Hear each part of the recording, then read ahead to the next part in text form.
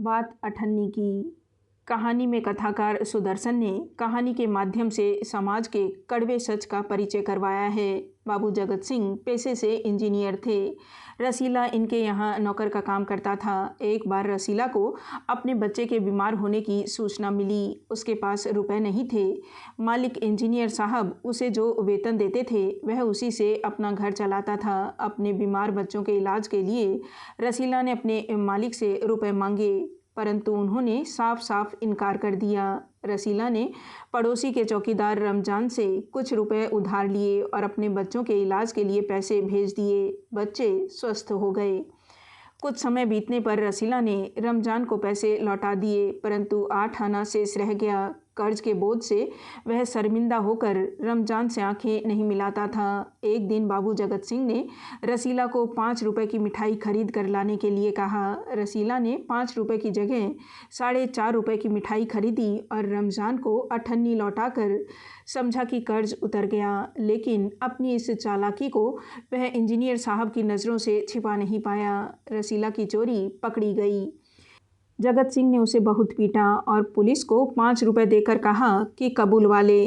Engineer साहब के पड़ोसी शेख सलीमुद्दीन ने, जो कि पेशे से जिला मजिस्ट्रेट थे, उन्हीं की कचहरी में रसीला का मुकदमा चला, जहां से एक साहब ने उसे 6 महीने की सज़ा सुनाई। यह फैसला सुनकर रमजान को बहुत क्रोध आया। उसने कहा कि यह दुनिया न्याय नगरी नहीं है, अंधेर नगरी है, क्योंकि अठन्नी की चोरी पर इतनी कठोर सज़ा सुनाई गई, जबकि बड़े बड़े अपराधी पकड़े नहीं जाते हैं। अतः गरीबों पर ही न्याय का शासन चलता है।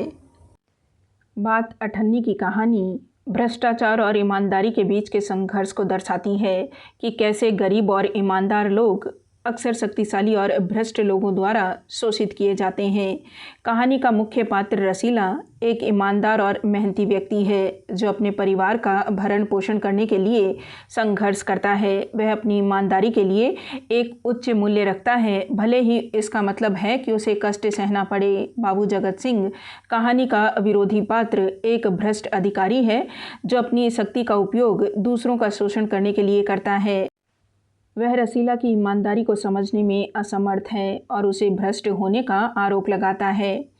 बात अठन्नी की एक प्रासंगिक कहानी है, जो आज भी उतनी ही सच है जितनी पहले थी।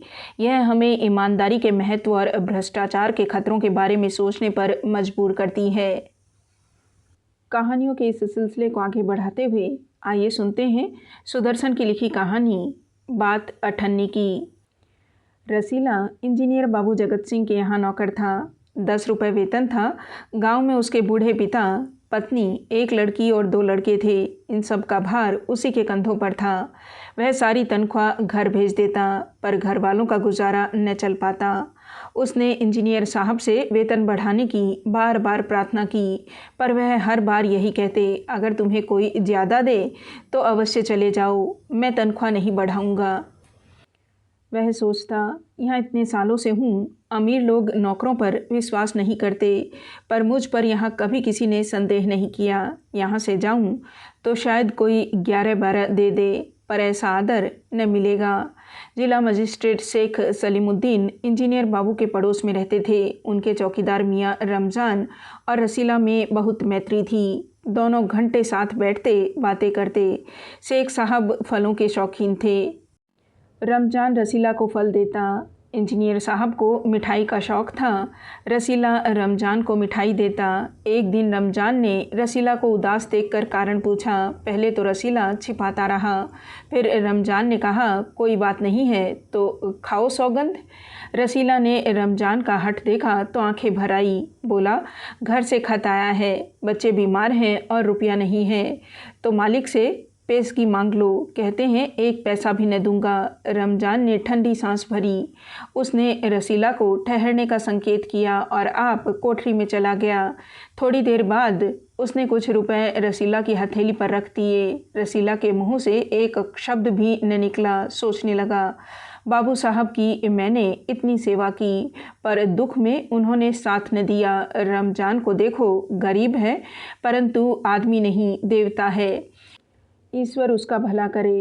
रसीला के बच्चे स्वस्थ हो गए। उसने रमजान का ऋण चुका दिया। केवल 8 आने बाकी रह गए। रमजान ने कभी भी पैसे न मांगे, फिर भी रसीला उसके आगे आंख न उठा पाता। एक दिन की बात है, बाबू जगत सिंह किसी से कमरे में बात कर रहे थे। रसीला ने सुना, इंजीनियर बाबू कह रहे हैं, बस 500, इतनी सी रकम देकर आप मेरा अपमान कर रहे हैं। हुजूर मान जाइए, आप समझे आपने मेरा काम मुफ्त किया है। रसीला समझ गया कि भीतर रिश्वत ली जा रही है। सोचने लगा, रुपया कमाने का यह कितना आसान तरीका है। मैं सारा दिन मजदूरी करता हूँ, तब महीने भर बाद 10 रुपये हाथ आते हैं। वह बाहर आया और रमजान को सारी बात सुना दी। रमजान बोला, बस इतनी सी बात, हमारे शेख साहब तो उनके भी गुरु हैं। आज भी एक शिकार फंसा है, 1000 से कम तय न होगा। भैया, गुनाह का फल मिलेगा या नहीं, यह तो भगवान जाने, पर ऐसी ही कमाई से कोठियों में रहते हैं, और एक हम हैं कि परिश्रम करने पर भी हाथ में कुछ नहीं रहता। रसीला सोचता रहा, मेरे हाथ से सैकड़ों रुपए निकल गए, पर धर्म न बिगड़ा। एक एक आना भी उड़ाता तो काफ़ी रकम जुड़ जाती। इतने में इंजीनियर साहब ने उसे आवाज़ लगाई, रसीला, दौड़कर 5 रुपए की मिठाई ले आ। रसीला ने 4.5 रुपए की मिठाई खरीदी और रमजान को अठन्नी लौटाकर समझा कि कर्ज उतर गया। बाबू जगत सिंह ने मिठाई देखी तो चौंक उठे, यह मिठाई 5 रुपए की है हुजूर, 5 की ही है। रसीला का रंग उड़ गया। बाबू जगत सिंह समझ गए। उन्होंने रसीला से फिर पूछा। रसीला ने फिर वही दोहराया। उन्होंने रसीला के मुंह पर एक तमाचा मारा और कहा, चल मेरे साथ जहाँ से लाया है। हुजूर, झूठ कहूँ तो? रसीला ने अभी अपनी बात पूरी भी न की थी कि इंजीनियर बाबू चिल्लाए, अभी सच और झूठ का पता चल जाएगा। अब सारी बात हलवाई के सामने ही कहना। अब कोई रास्ता न बचा था। कशा बोला, माई बाप, गलती हो गई, इस बार माफ़ कर दें। इंजीनियर साहब की आंखों से आग बरसने लगा।